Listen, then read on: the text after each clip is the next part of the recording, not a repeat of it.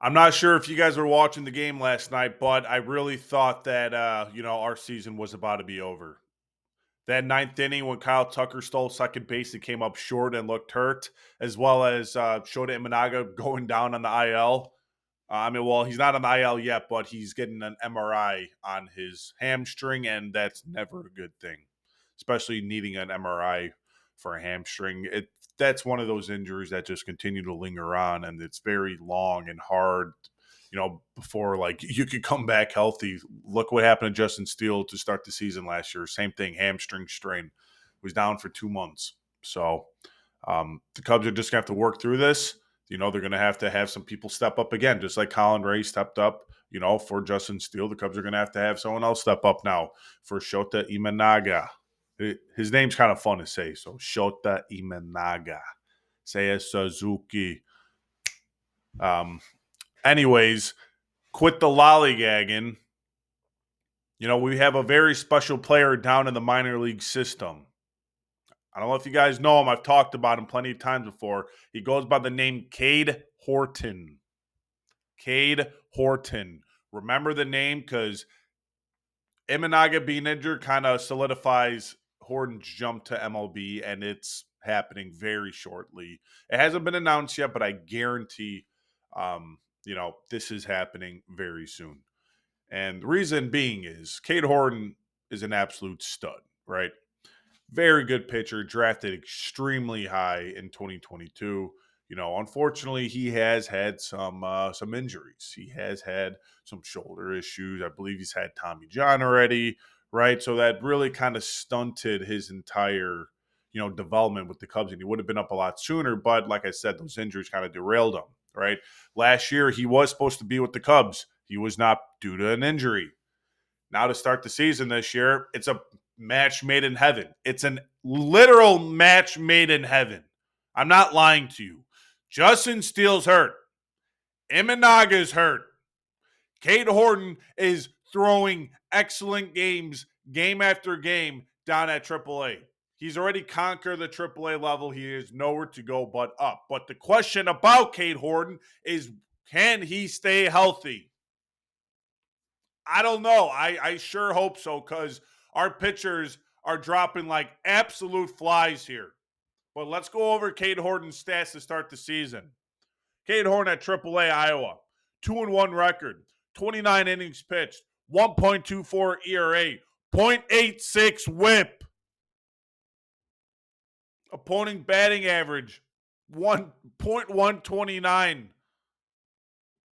He struck out 34 batters.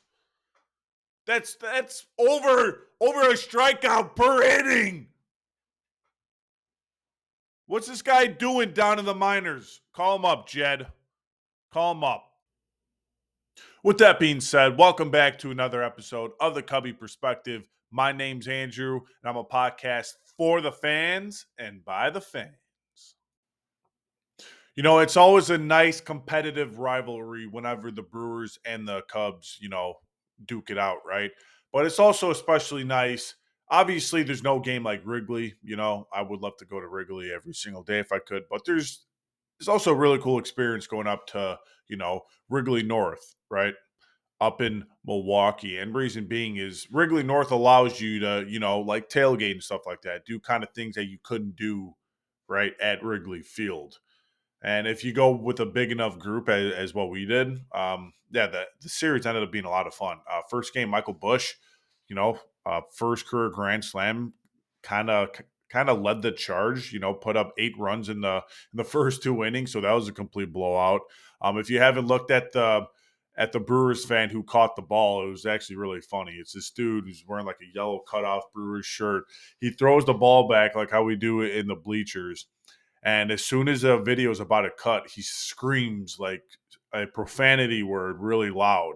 And he's like, oh, it's pretty funny. So if you haven't looked that up, look it up on YouTube, or I could drop the link down below for you guys so you guys could watch it. Second game, PCA. PCA did absolutely wonderful. He hit that through an homer or whatnot. He led the offense, right? Looking like the Cubs are going for the sweep. Unfortunately, didn't happen that way after Shota, came out. Julian Merriweather needs to be DFA'd immediately. Came in and completely destroyed and dismantled this entire game for the Chicago Cubs. It was actually a brutal, brutal game to watch. I'm not lying. But regardless, we still, tailgated. We still, drank some brews, had some good food, talked some crap and stuff like that. Saw the Cubs win in Wrigley North. Man, that stadium was popping with Cubs fans. There were so many Cubs fans, you wouldn't even believe it. Seriously, Wrigley North is a true statement. That is Wrigley Field 2.0. All right. Following this clip, I'm going to post all the photos and stuff like that. So, yeah. Hey, it's the Brew Crew.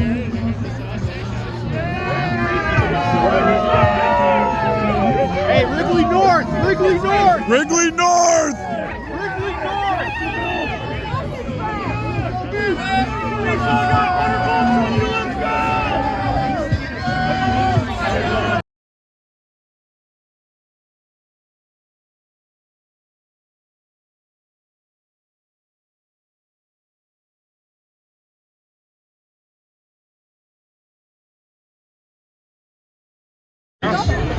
It's not a bad deal.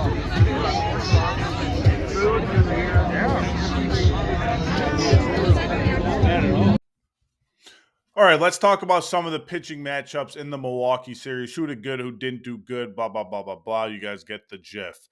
Starting off with Jameson Taillon. Jameson Taillon pitched a beautiful game.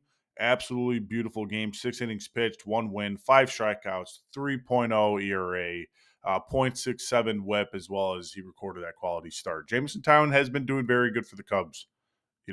He's been very good. He really filled his shoes and is living out his contract, no doubt. At the start, it kind of looked shaky, but Jameson Taillon has been a rock for us, and hats off to him, really. Second on the list, Ben Brown. Everyone knows how bad Ben Brown's been struggling. He's been struggling pretty bad out there, looking like maybe there might be a demotion in play. But, he really came out firing in the second game of the series, right? 6 innings pitched, 1 win, 4 Ks, 0 earned, 0.67 whip, and got that quality start. So hats off to Ben Brown. The pitching has been really good. The pitching's been coming up and has been firing when needed, right? Unfortunately, Shota Imanaga for the third time is injured, but he pitched 5.2 innings pitched, around like a 3.18 ERA or something like that. Ended up having the loss, only recorded 4 strikeouts. Maybe he wasn't really saying much about that league, which kind of prevented him from doing Shota Imanaga things. But nonetheless, it's just really, really, really depressing that Shota and Justin Steele are both out. Because the Cubs are one of the favorites to win the World Series this year. And that's not going to happen if both of those guys are out. Simple as that, right? If one of them has to stay healthy. So we're just going to have to wait and see. Hopefully Cade Horton, when he gets called up very shortly, hopefully he really lights the world on fire like how he has been. He has all the talent in the world, so I have no reason why he wouldn't. All right, moving on from the Milwaukee Brewers and the Chicago Cubs game, let's jump into the San Francisco Giants and Chicago Cubs game at Wrigley Field. The Giants are heading into town. They are 22-13. The Cubs are 21-14, so they have very similar records. Giants are beating the Cubs by 1 game, but does that necessarily mean the Giants are a better team? I'm not sure. Let's dive into it. The lineups have not been posted, so unfortunately I can't go over the lineups with you guys, which I really wanted to. But I fully expect to see Dansby Swanson in the 8th hole again, maybe drop Nico Horner because he's proven without a shadow of doubt that he can hit at a pretty good level. He has no pop. He's I like to call him double play Nico, because there's a lot of weak contact to the second base or shortstop. So yeah, I'd like to see Nico Horner as well as Dansby Swanson kind of be in that 8th, 7th hole. Maybe, move up PCA, keep Bush where he's at, move up Kelly, and I don't know. I'm not the manager, so I don't get paid the big bucks to make these decisions. But that's just kind of my thought process, right? Regardless, the pitcher for the San Francisco Giants is going to be Landon Roop. Landon Roop. Never heard of this guy, but he's a right-handed pitcher out of San Francisco. 2-2 record with a 5.10 ERA, which is very high, and 35 strikeouts.